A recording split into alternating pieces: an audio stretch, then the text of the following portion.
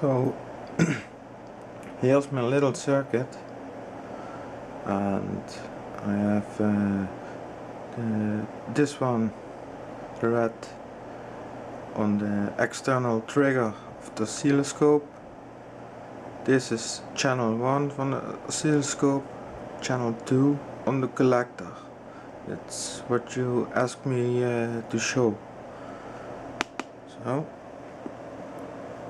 this is what I see on the collector of the transistor. So there's a pulse that works fine, and when I start playing around with the variable resistor, you can see this pulse a little bit change. So this is what it does on the collector. That's it. So can make it a bit narrow, a bit wide. That's it. So,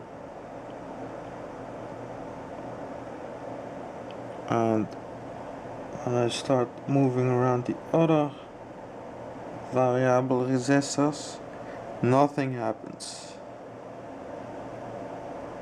So there's no output at all.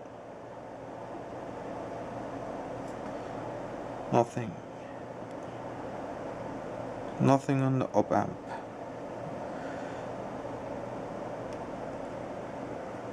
So that signal doesn't change.